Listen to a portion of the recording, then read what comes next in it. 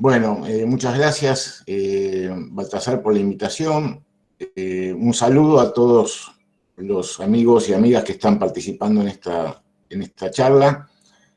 Desde Jujuy veo hasta distintas provincias, La Rioja, Santa Fe, Tucumán, bueno. Y después, bueno, un enorme abrazo a todos los participantes de otros países latinoamericanos. Veo de Costa Rica, veo de otros países, la verdad que, bueno, un saludo enorme desde acá, desde el sur, desde el fondo de nuestra América, de Sudamérica, ¿no? Y Latinoamérica. Bueno, vamos digamos, a ver hoy esta charla sobre la economía social. Ahí le pusimos un título, ¿no? El tercer motor, y lo vamos a tratar de justificar. Y nos parece realmente muy importante que la Facultad de Ciencias Económicas le dé cabida, ¿no? a miradas que son distintas, que no son las tradicionales. Parecería ser que en el pensamiento económico no hay tanta democracia ni pluralidad, y que nuestros profesionales salen con una formación muy grande en lo que es la economía neoclásica, incluso la keynesiana, pero hay otras miradas alrededor de la economía que es necesario puntualizarlas para empezar a entender este funcionamiento de la economía social, ¿no? Que es una parte de la realidad económica no solo de la Argentina, sino de todo el mundo.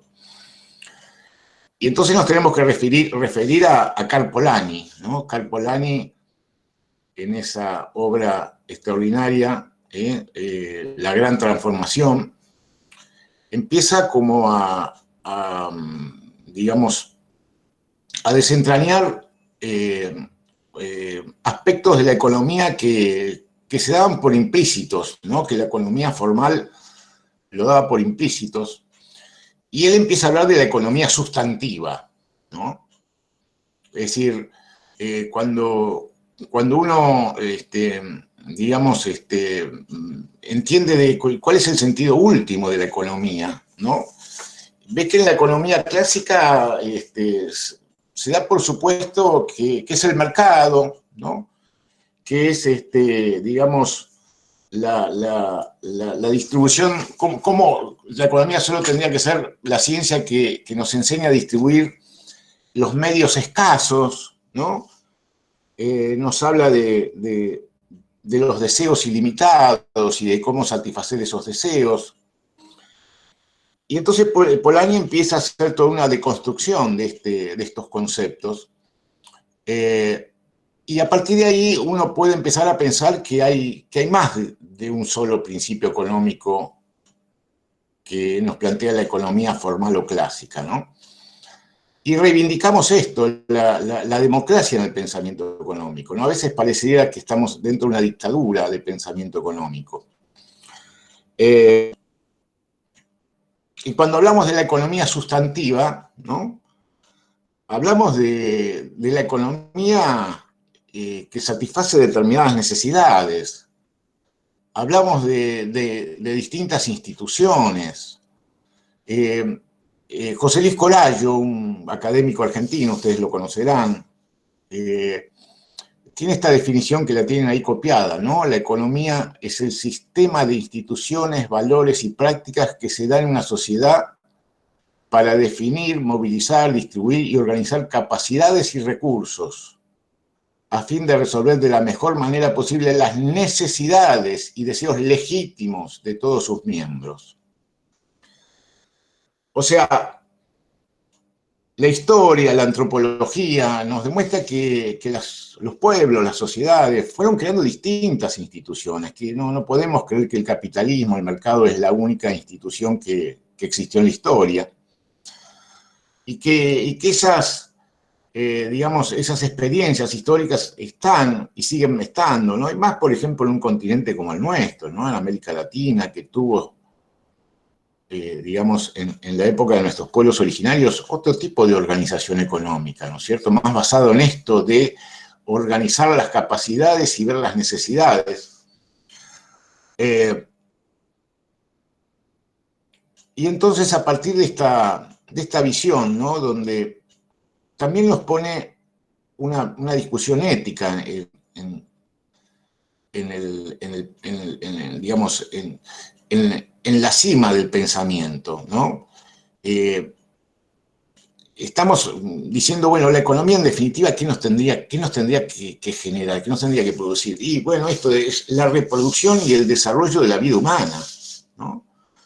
Y la reproducción y el desarrollo de la vida humana insertos en una naturaleza de la cual somos parte. Y a partir de allí es que uno puede entender que la economía no es solo el mercado. Por eso es que hoy vamos a tratar de empezar a salirnos de esto que se llama el TINA, ¿no? Que el TINA es ese acrónimo, ¿no es cierto?, que no hay nada afuera, digamos que there is no alternative, ¿no? No hay ninguna alternativa. No, hay muchas formas económicas que ya son alternativas a esta que nos dan como la única, ¿no? Y eso se va, decimos nosotros, filtrando a nivel político, institucional. Fíjense cuando se habla de los objetivos del desarrollo sostenible, o el mensaje del Papa Francisco cuando plantea estas cosas, la encíclica Laudato Si, es decir, están apareciendo, y a no dudarlo, que si Polanyi viviera hoy y viviera lo que estamos viviendo en todo el mundo, que es efectos de una pandemia y toda la incidencia económica que está teniendo, bueno, probablemente estemos nuevamente frente a a momentos previos de una gran transformación, ¿no? Y en esa transformación, bueno, nosotros entendemos que hay un sector, que es el de la economía social, que los tenemos que estudiar, y que ustedes como estudiantes y nosotros como profesionales y como políticos y como técnicos y en general tenemos que entender las especificidades, las características de la economía social. Bueno, de eso vamos a hablar hoy.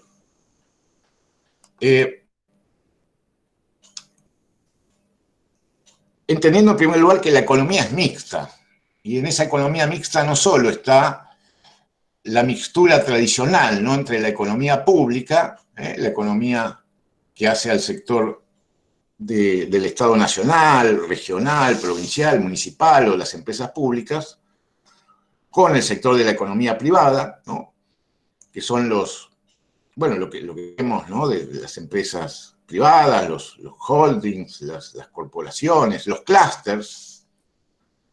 Esos dos sectores, digamos, tradicionales, hay que agregarle este otro sector, el de la economía social y solidaria.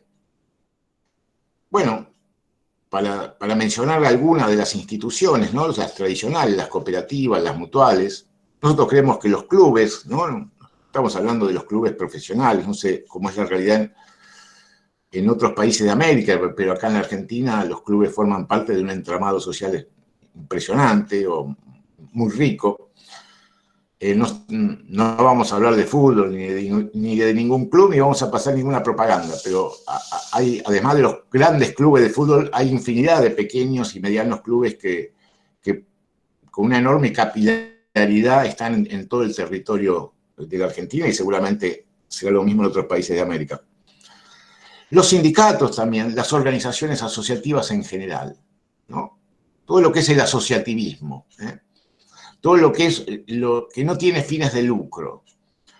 Y a toda esta realidad de las cooperativas, las mutuales, los sindicatos,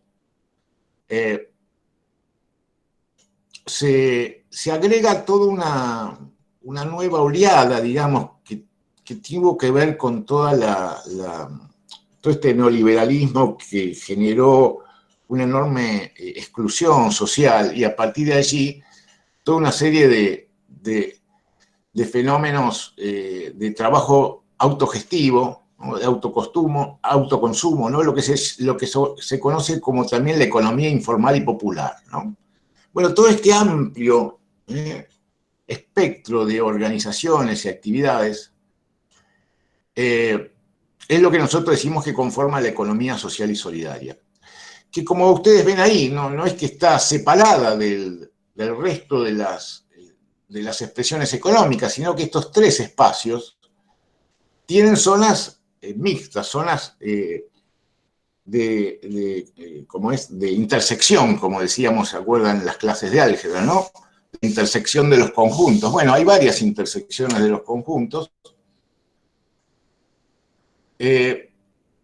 Fíjense ustedes, por supuesto, lo conocido, ¿no? Entre Estado y mercado, lo que son las empresas público-privadas, muy comunes con toda la ola privatizadora, ¿no? Muchas veces los estados no se animaban a privatizar del todo y se creaban este tipo de empresas mixtas. Pero también hay una zona de intersección entre el sector de la economía social, que es el que queremos que ustedes le pongan el ojo, y el sector de la economía privada. Por ejemplo, aquí, en esta zona mixta, está lo que se conoce como las fundaciones, o todo lo que tenga que ver con la filantropía. Hay una organización un poco más común ahora, que era la cogestión obrera, ¿no? Esto de que una empresa privada le daba participación al sector del trabajo en la dirección de la empresa. Incluso la Constitución nacional de nuestro país establece este derecho que tienen los trabajadores. Por supuesto que es un problema político y hoy por hoy el capital no tiene ningún interés en compartir sus decisiones con el sector del trabajo. En otras épocas era distinto, ¿no? Por ahí ustedes son más jóvenes, pero en la época del 70 se hablaba mucho de esto. En Alemania, en Yugoslavia, había muchas experiencias de cogestión, pero también se da la experiencia de cooperativas entre el capital y el trabajo.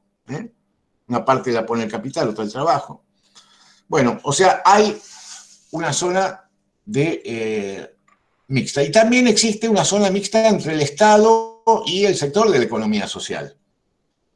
Fíjense todas las políticas de presupuesto participativo, de gestión asociada, ¿no? Donde el Estado a veces descentraliza, o sea, transfiere a algún actor de la economía social la prestación de un servicio público o de un programa público, ¿no? Usa cooperativas para hacer obra pública, o las cooperativas se encargan del tratamiento de los residuos urbanos en una, digamos, asociación con el Estado municipal, por ejemplo. Bueno, o sea, todo cuando el Estado descentraliza la ejecución en la economía social, ahí se da una zona de complemento o de intersección entre la economía pública y la economía social. Y nosotros, nuestra visión, es que todo este sector de la economía social y solidaria conforma lo que se llama un tercer motor, ¿no? Un motor es el motor del Estado, con su, digamos, su obra pública, sus programas públicos, y esa idea keynesiana del Estado interviniendo en la economía para reactivar. Está el motor de la economía privada, donde ahí existe el lucro, el capital es el que domina. Y existe este sector, el de la economía social y solidaria. Voy a decir algo que quizás no sea muy, digamos, exacto el punto de vista teórico, pero yo lo siento así, lo tengo que decir. El combustible de este sector, de la economía social y solidaria, es un combustible muy especial. Digamos, el combustible del Estado vendría a ser los recursos públicos, ¿no? Es decir, el fisco, cuánto presupuesto tiene, y eso es lo que define qué combustible tiene para hacer frente al funcionamiento de la economía pública. En la economía privada el combustible es el capital. ¿Cuánto capital hay? Eso define el tamaño y las posibilidades de esa empresa privada. En el caso de la economía social, el capital es el combustible es un combustible muy especial, es un combustible distinto al del Estado, porque el Estado cuando ejecutaste digamos, ejecutaste el presupuesto ya no tenés más dinero. en el capital, cuando gastaste tu capital, ya no tenés más capital, se te acabó lo que tenías en la cuenta bancaria, se acabó. Yo suelo decir que el combustible que usa este motor de la economía social es muy especial porque cuanto más gastás, más tenés. Es que como que rompe las leyes de la termodinámica, ¿no? ¿Y por qué? Porque el combustible que usa es la confianza. No es posible armar ni una cooperativa, ni una mutual, ni ninguna cuestión asociativa sin la confianza.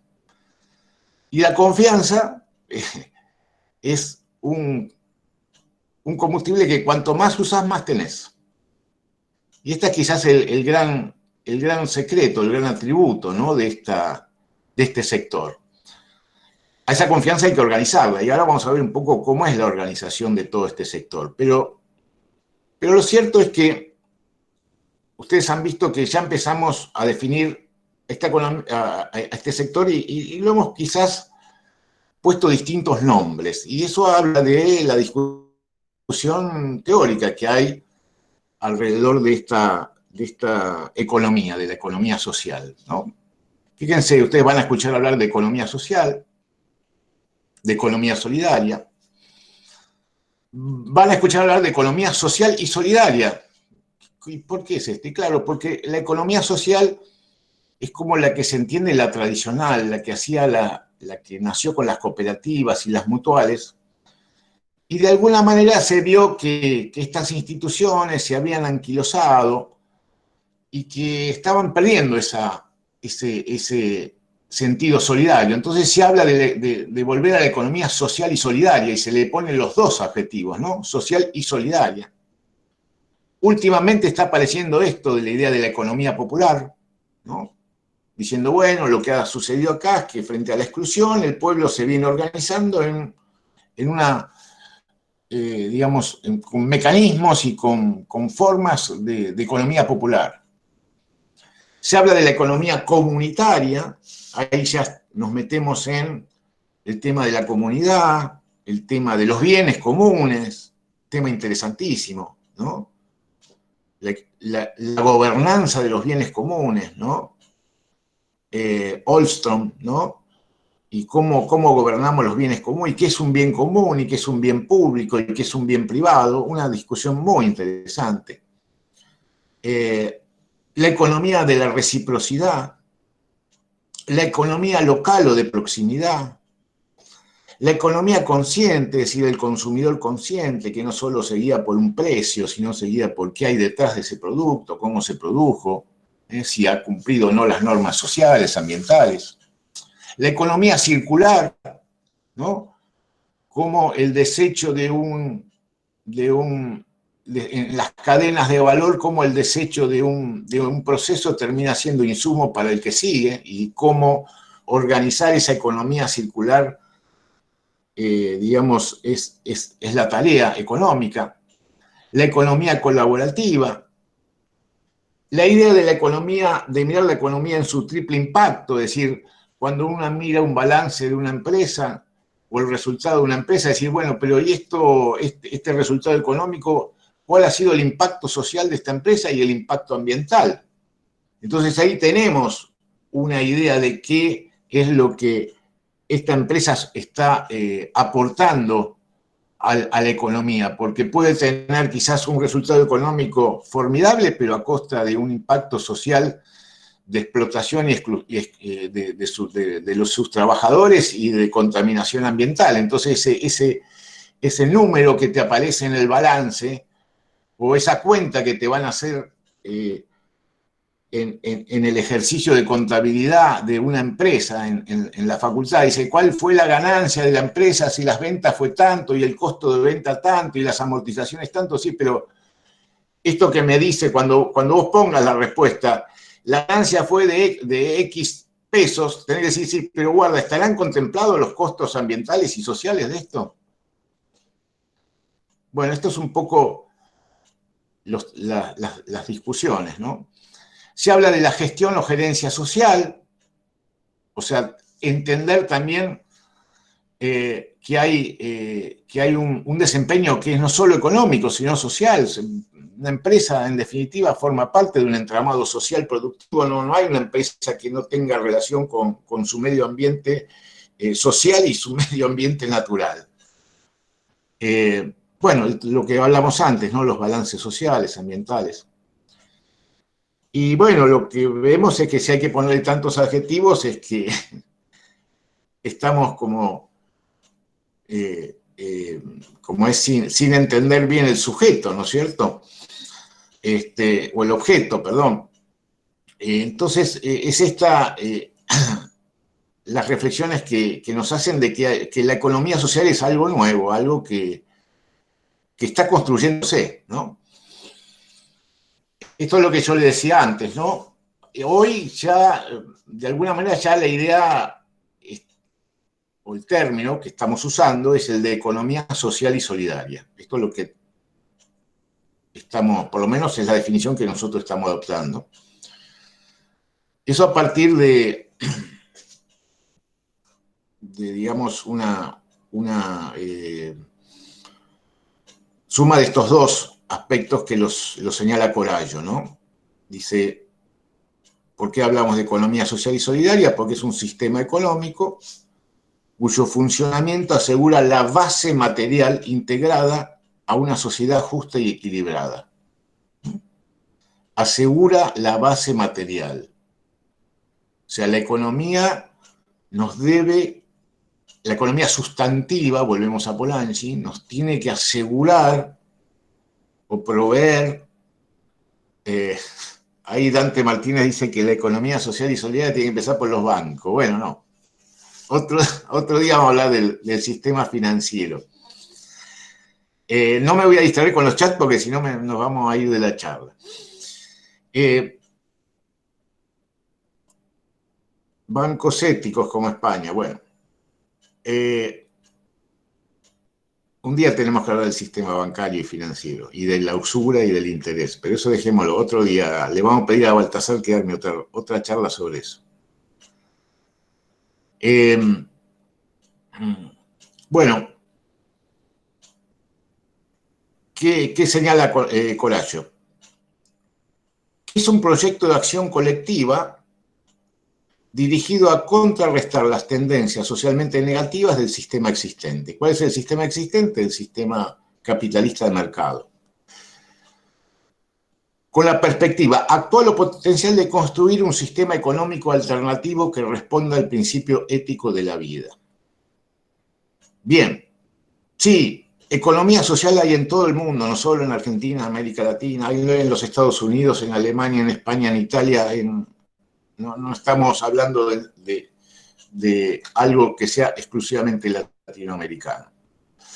Entonces decimos, y vemos ya, fíjense que la OIT, en el CIF, que es el Centro de Formación Internacional, define a la economía social y solidaria como una variedad de organizaciones y empresas basadas en principios específicos que producen bienes y servicios mientras persiguen objetivos económicos y sociales. Esto es importante, tal vez decirlo, ya lo vamos a ver en la charla, que las cooperativas, las mutuales, todo este entramado, son empresas sociales que producen bienes y servicios, que producen excedentes, pero que tienen objetivos económicos sociales que están por fuera del solo interés de la reproducción del capital. Bueno, ¿qué tipos de organizaciones encontramos aquí? Bueno, primero las cooperativas. Las cooperativas fueron la reacción de los trabajadores allá a principios de la revolución industrial y del capitalismo, porque los trabajadores se dieron cuenta que había que tomar dos caminos frente al capital. Lo tomaron dos caminos. Por un lado, defenderse y agruparse para negociar en mejores condiciones frente al patrón, frente al capital, y ahí nació el sindicalismo. Y organizarse en el consumo para defenderse digamos, defenderse de los abusos del capital, del oligopolio, del precio de los productos, etcétera, etcétera, ¿no? Y ahí surgen estas dos ramas, ¿no?, de los trabajadores, que son los sindicatos y las cooperativas. Y bueno, hoy ASI, que es la Asociación Internacional de Cooperativas, agrupa a más de 1.200 millones de personas, son parte de cooperativas en el mundo, hay cerca de 200 millones de cooperativas en distintas ramas, hay de todo tipo, las de trabajo son las más numerosas, hay cooperativas de consumo, o sea, cooperativa de consumo, ¿qué quiere decir? Vos, lo que buscan las personas son agruparse al momento de consumir para tener mejores condiciones de negociación frente a los proveedores. En la Argentina, por ejemplo, el hogar obrero, ¿no?, fue una de las experiencias más importantes de una cooperativa de consumo, y de vivienda, la otra. Hay cooperativas de transporte, agrícolas, por ejemplo, en la Argentina, todo el cinturón, digamos, centro del país, interior de Buenos Aires, Santa Fe, Córdoba, tiene una enorme cantidad de cooperativas agrícolas, ¿no? Por ejemplo, Agricultores Federados Argentinos, AFA, que es la AFA pero no la del fútbol, es el productor, produce el 1% de los cereales de todo el mundo y agrupa a 18.000 pequeños productores de la provincia de Santa Fe. FECOVITA es la federación de 28 bodegas cooperativas, 28 cooperativas bodegueras de Mendoza. Es el 7º productor de vinos del mundo, ¿no? Es una cooperativa mendocina, argentina. Digo, para que vean que la importancia que tienen, ¿no?, las cooperativas en muchos aspectos. La otra forma institucional son las mutuales. La mutual también tiene su origen allá en las luchas obreras. En la Argentina, a ver, la mutual viene desde nuestra historia. La mutual Montepío era la mutual que el general San Martín administraba en los momentos de la independencia. Como la plata no le llegaba al ejército libertador, tenían una mutual con la que resolvían los problemas así inmediatos de la tropa, ¿no? Dicen que la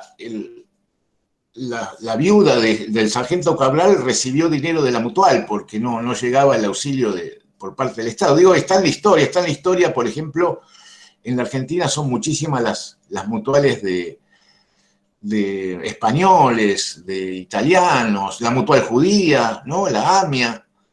Es decir, cuando vinieron inmigrantes, esa ola de inmigrantes que se encontraron, venían a Argentina, y bueno, y tuvieron que agruparse, asociarse, mutualizarse para tener, defenderse, ¿no? O sea, generar una protección de todos los inmigrantes que venían, ¿no? Todavía hay en nuestro interior, pero salones enormes de teatro de las mutuales italianas, españolas. En muchos pueblos primero estuvo la mutual y después el municipio, ¿no?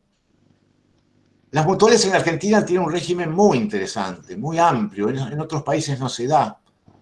Nuestras mutuales pueden tener distintos. Las mutuales se definen por el servicio que prestan. Y, digamos, el Estado autoriza distintos servicios, ¿no? La que más problemas ha tenido en esta modalidad de educación continua. Hay mutuales de salud, mutuales de ayuda económica, de medicamentos, proveeduría, turismo. Otra forma menos tradicional son las asociaciones y organizaciones comunitarias. Bueno, está lleno la Argentina de asociaciones comunitarias, ¿no es cierto? Desde asociaciones vecinales, asociaciones barriales, comederos, comedores, todo eso forma parte de una enorme organizaciones comunitarias que tienen que ver con la vivienda o que tienen que ver con el barrio, ¿no? Y más recientemente se habla del término de empresa social. Empresa social. ¿Qué es una empresa social? Bueno, es una empresa que de alguna manera va a tratar de dar respuesta a necesidades sociales insatisfechas, ¿no?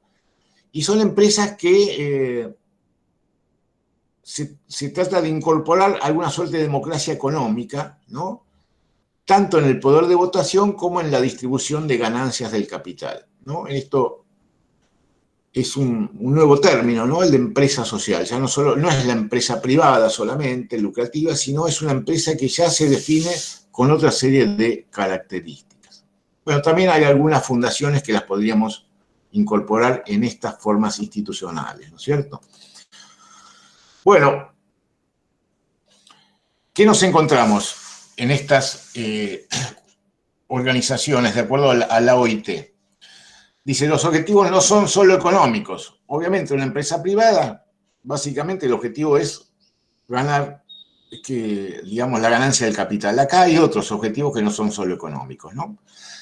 Decimos que en las empresas sociales lo que está en el centro es la persona, ¿no? No el capital. En general, son empresas que tienen excedentes. La idea es que todo excedente de una cooperativa y una mutual, la idea no, la norma, la regla es que todo excedente debe ser distribuido entre los socios. No hay una acumulación de excedentes, como sí la hay en la empresa privada. Y son muy claras las reglas de distribución.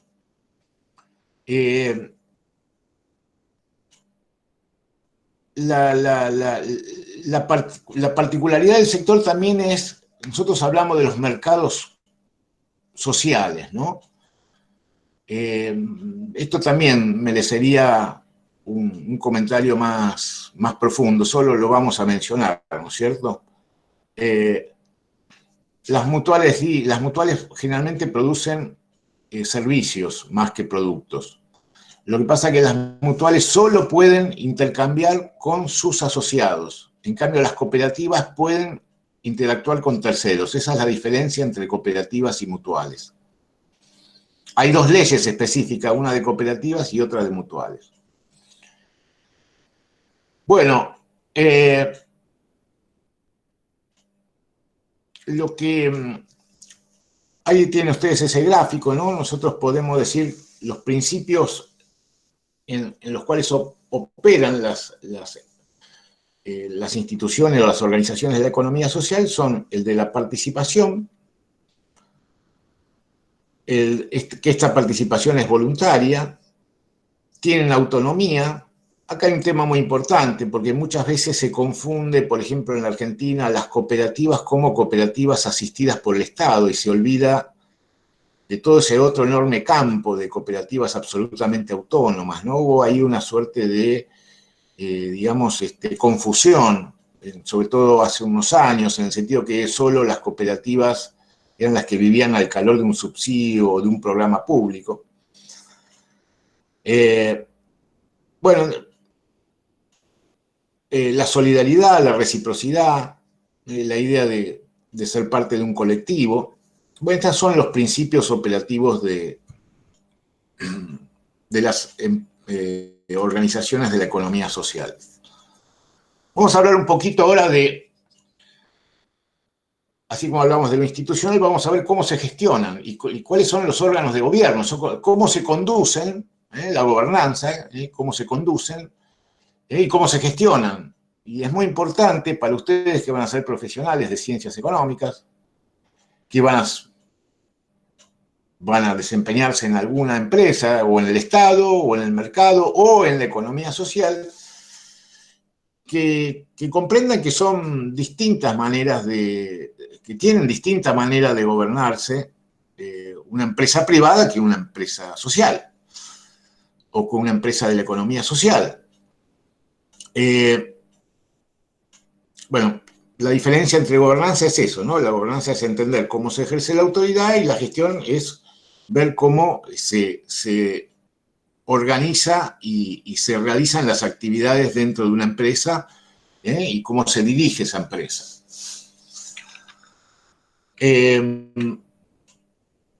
Las empresas del mercado, por lo general, lo que encontramos es que la gobernanza y la gestión están como separadas, ¿no? O sea, están los accionistas o el patrón, el dueño, los dueños, que ejercen la gobernanza, que le fijan metas a la empresa, que definen algunas políticas para lograr determinados objetivos, y después hay un cuerpo ejecutivo, ¿no? Gerencial, los CEO, que son los que realizan la gestión de esta empresa, ¿no? La planifican, organizan y supervisan.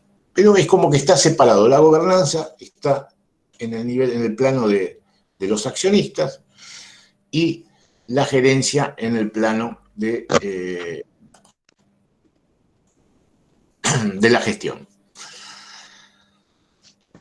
En las organizaciones de la economía social y solidaria no están estrictamente tan separados, ¿no? Creo que esto lo van a ver bien ustedes más bien en este gráfico, ¿no?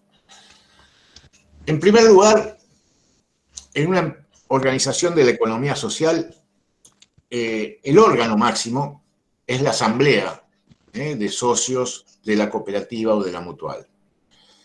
Y allí cada persona es un voto.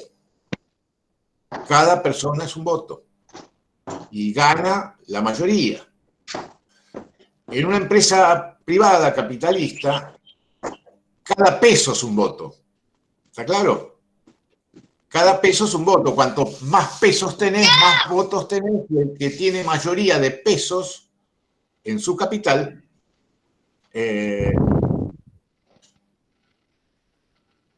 ahí llegó digamos, entonces estamos mirando que el órgano máximo, ¿no? de gobernanza es la Asamblea General. Abajo del órgano máximo está la junta directiva o la dirección de la cooperativa. Este sería el nivel de gobernanza de una cooperativa, por ejemplo. Y esa cooperativa seguramente tiene un staff gerencial que está formado por los gerentes. Generalmente hay un gerente general y después los departamentos que son los que corresponden, ¿no? La administración, comercial, ¿no? Pero esto es importante que ustedes lo entiendan, porque muchas veces esta gobernanza distinta tiende a caracterizarse como que la torna ineficiente a la empresa de la economía social. Digamos, es importante entender esto de que una cooperativa, una mutual, es una organización democrática, donde cada asociado tiene un voto, donde las decisiones se deben adoptar por mayoría, democráticamente, y esto a veces se confunde con que es ineficiente o no tiene la celeridad que pueda tener un patrón que se vuelve a la noche de su casa, decide algo y a la mañana siguiente le dice al gerente, hacé tal o cual cosa. Acá no es así, porque en definitiva lo que hagamos tiene que ver con el consenso que tengamos. Pero digamos, esta diferencia que algunos la pueden calificar como que la torna ineficiente, en definitiva hacia la esencia de este tipo de organizaciones, ¿no? Que en definitiva, por ejemplo, hay en la Argentina cooperativas eléctricas, que son de servicios públicos. ¿Qué quiere decir? Que en los pueblos el que distribuye la electricidad es la cooperativa eléctrica de Balcarce, vamos a poner un pueblo de la provincia de Buenos Aires. Bueno, ¿y qué es la cooperativa eléctrica de Balcarce?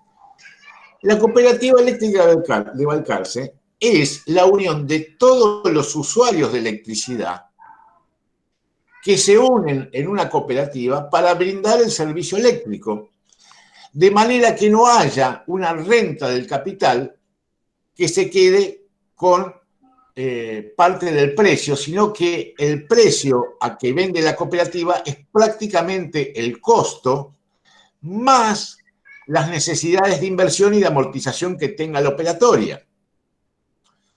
Entonces, esta particularidad es la que a veces hace que se vaya contra las cooperativas, sobre todo desde el pensamiento neoliberal y del pensamiento ultra capitalista, diciendo, no, las cooperativas es una competencia desleal porque no pagan impuesto a las ganancias. Pero ¿cómo van a pagar impuesto a las ganancias si precisamente son empresas sin ganancia? Porque no hay ganancia. Porque si hay un excedente, ese excedente se reparte. Esto puede ser que sobre todo a muchos de los que hayan sido formados solo en el pensamiento neoclásico les cueste entender. Pero en definitiva es parte de la esencia de este tipo de organización. Y hay que entender no solo su gobernanza, sino su gestión. Y bueno, estas son las cosas que nos parece que ustedes sería bueno que las profundicen, ¿no? Vamos a la otra filmina, Baltasar.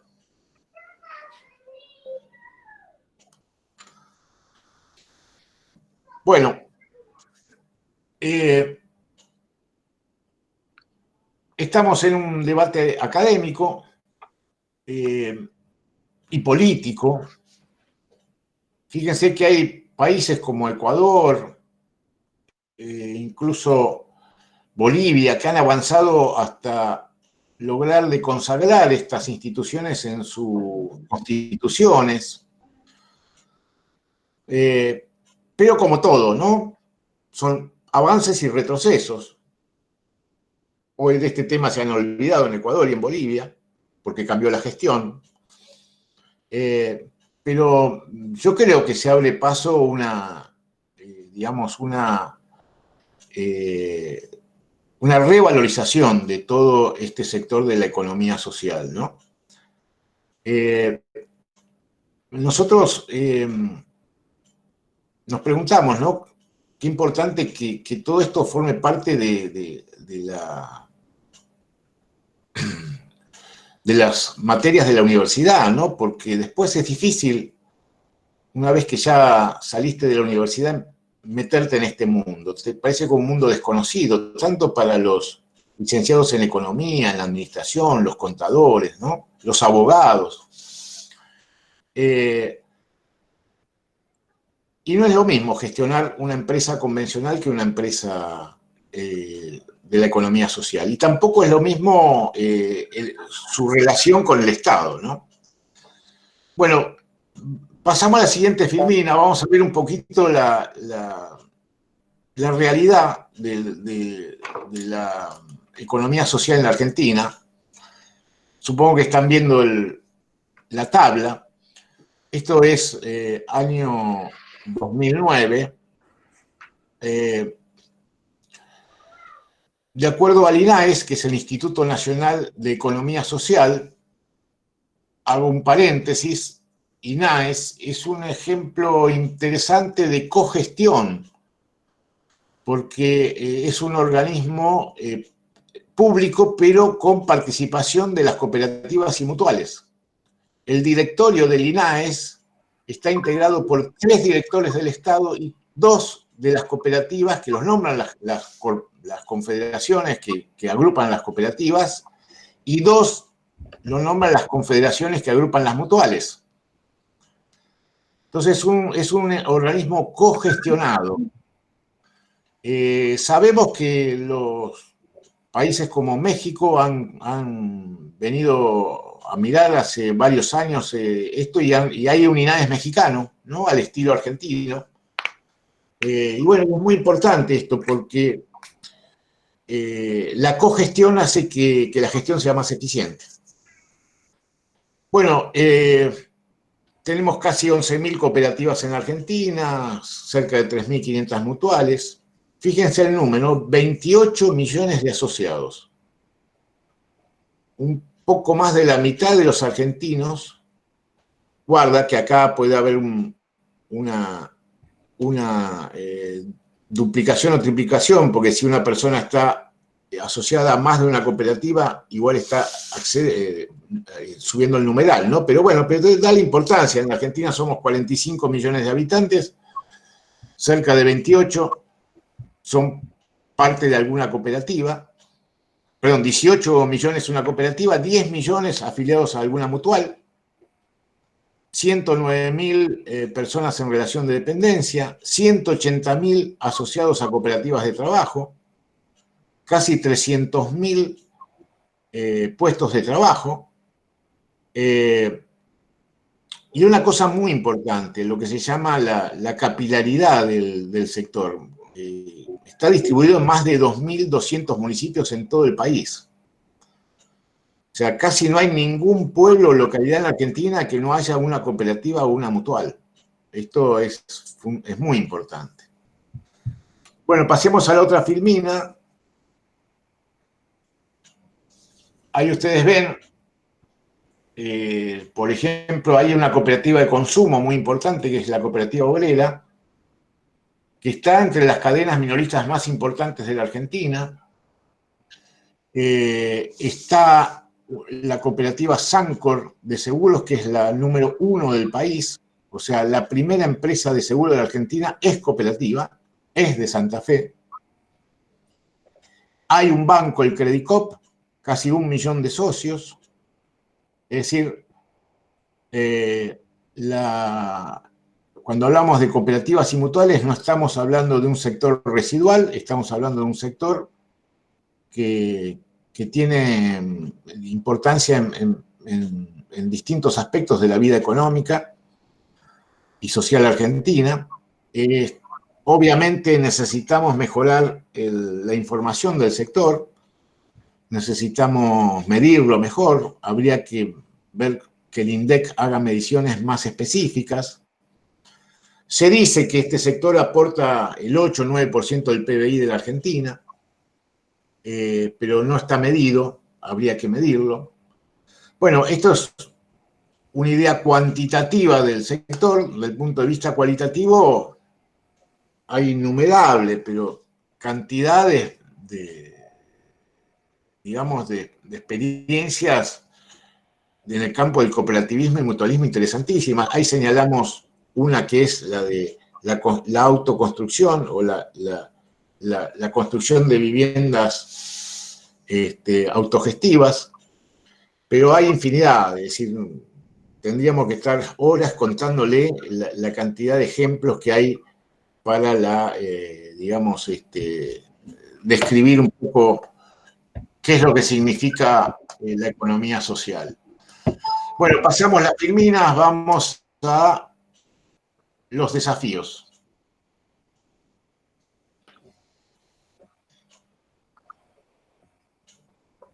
Bueno, lo importante es que todos los actores políticos y económicos entiendan que las especificidades de este sector y se diferencien, ¿no?, las políticas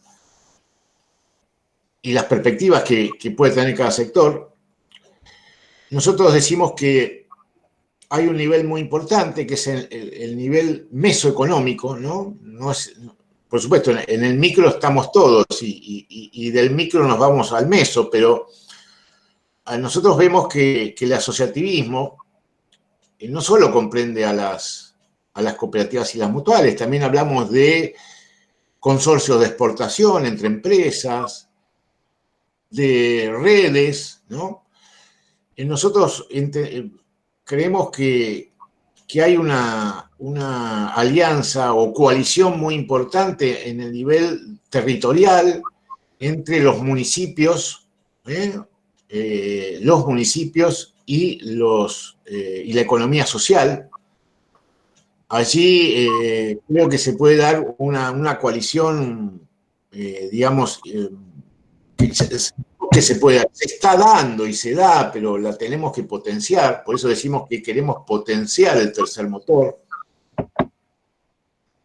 Claro, ustedes son más jóvenes, pero antes acá en la Argentina desarmábamos los motores y los potenciábamos. Ahora ya el motor, si lo abrís, no sabés qué tiene, ¿no? Porque viene de Japón o de Corea.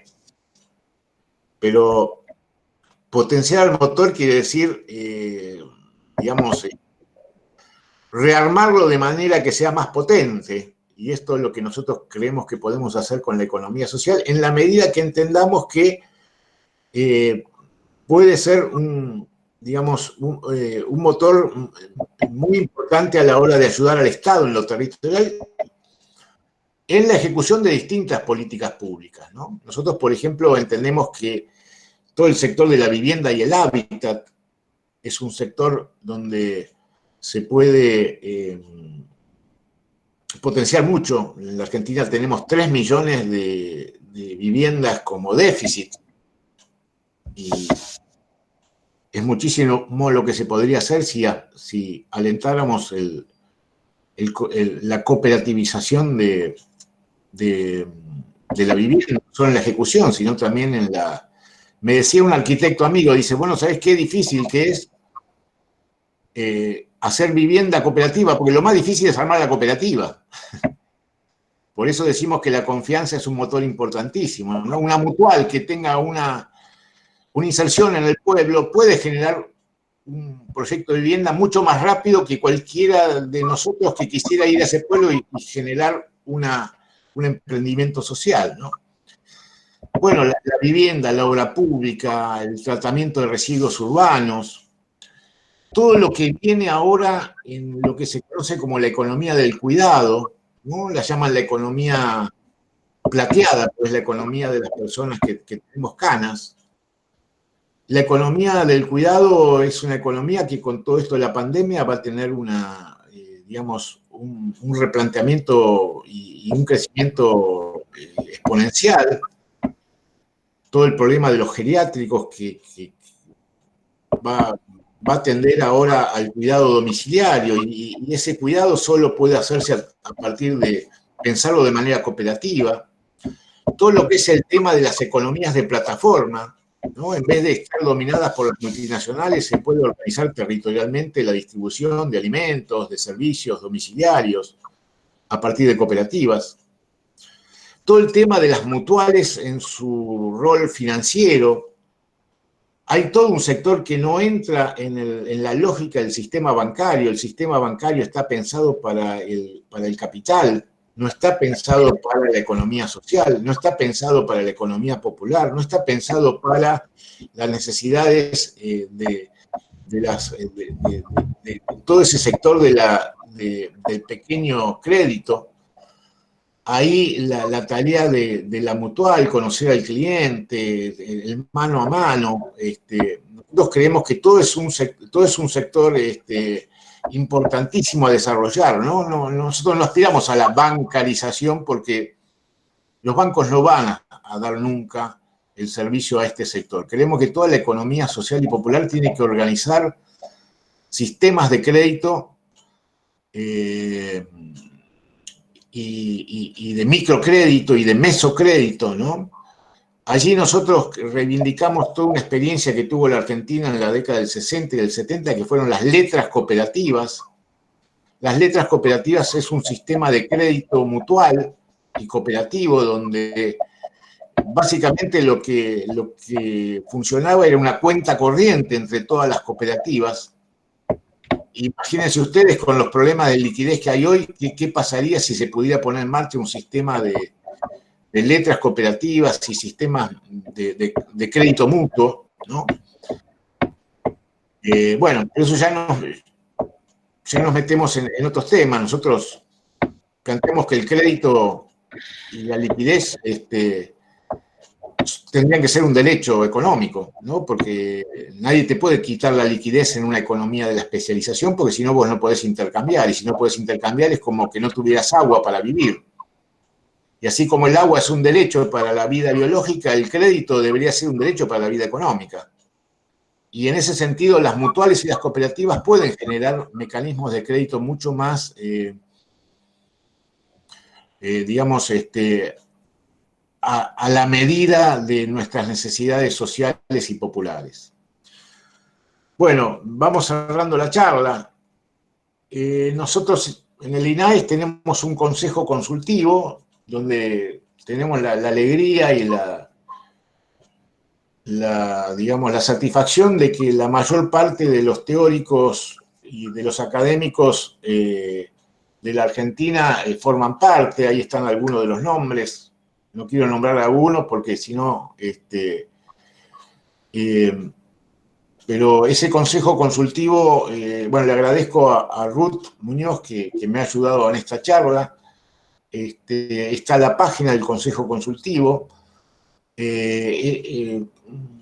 idea que vemos es que es muy necesaria la formación y capacitación, así que este consejo consultivo va a estar dando toda una serie de cursos de formación y capacitación, porque entendemos que a veces hay un enorme desconocimiento, ¿no? Enorme desconocimiento y falta formar.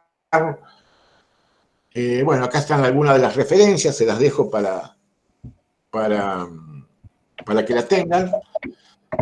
Pensar que el mundo que nos toca por delante es un mundo